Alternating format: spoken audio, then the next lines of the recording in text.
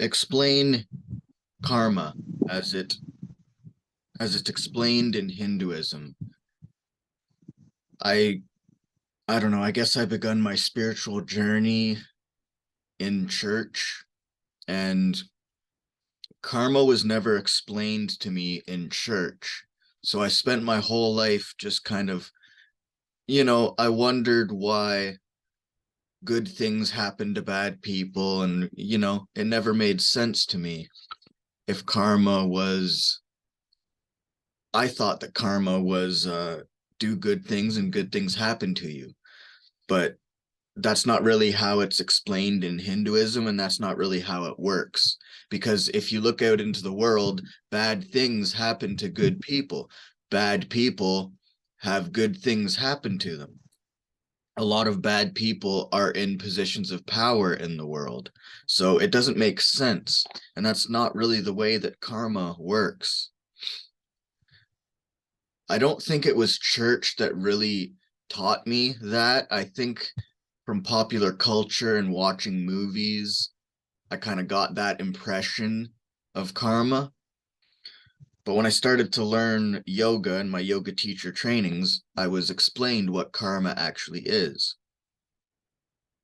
And karma is just action.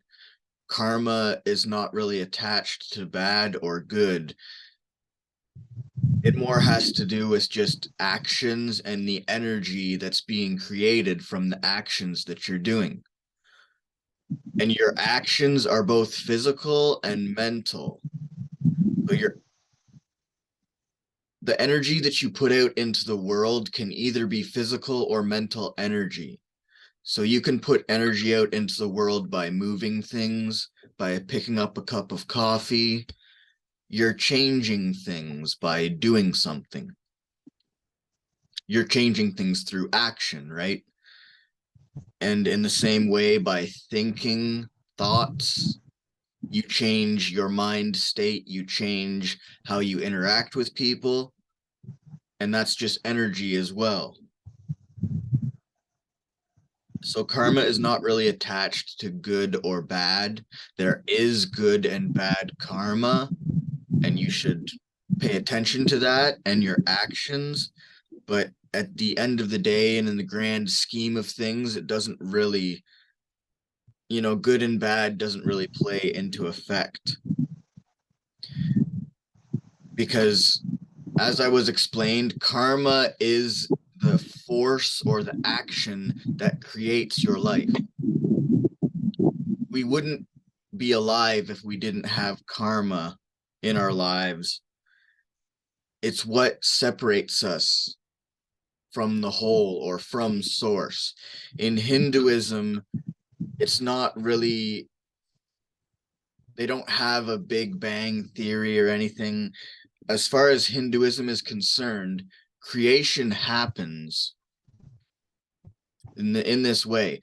We are all connected. We're all a part of source.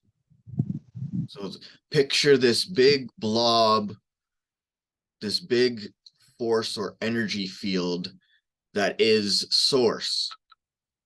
How our life happens is that something happens or an action happens that separates us from everybody else. So this is how we are all one.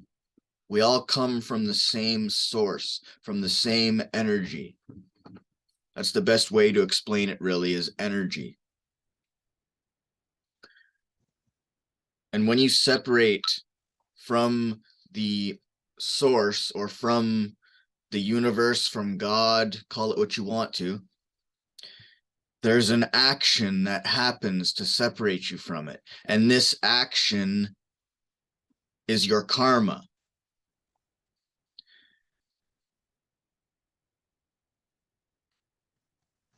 So to explain that further,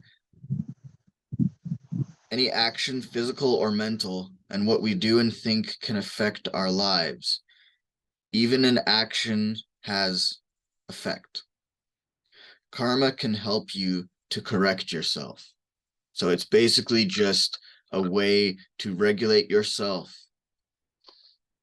And in Hinduism, there are 3 types of karma. The first type is sanchita karma, and this is karma that's been gathered or piled up throughout your life. So it's karma that is brought to you or that you generate throughout the experiences that you have. It's the karma that we bring with us to our current life. So it's karma from previous lives. Like, for an example of this, I picked up a skateboard and I'm still obsessed with skateboards. I just naturally started to do it. I don't know why it was so easy for me. I don't know. I mean, my brother cracking his chin open, as an example, it wasn't easy for him to skateboard. It was easy for me. And to this day, I still don't really understand why, but I was explained that in a past life, I was a surfer and I did have a brain injury. And going back to, again, I had the brain injury and it's just, I don't really care about it. And I've seemed to have developed a way to cope with it pretty fast and pretty quickly. And I don't have any idea why. I'm not saying that I believe that I was this in a past life, but it makes sense to me. And the woman who told me this was a high level occultist, so I believe in her. So you can look at your own life and look at things that you naturally gravitate towards and things that you naturally pick up that you're good at. If you do have things like that in your life, odds are you were doing it in a previous life. I mean, another example is yoga. I love yoga. I don't wake up a single day and not think about yoga. I'm always thinking about yoga. I love it. I've probably done this in a past life. You probably have too, you know? And the second kind of karma is prarabdha karma. And this karma, prarabdha, actually means begun. So this is karma that is action that is already manifesting. So prarabdha karma comes from your current actions. So it's karma that comes from what you're currently doing. This isn't karma that comes from a different life. It's already happening. And you cannot avoid prarabdha karma or change it because it's already happening.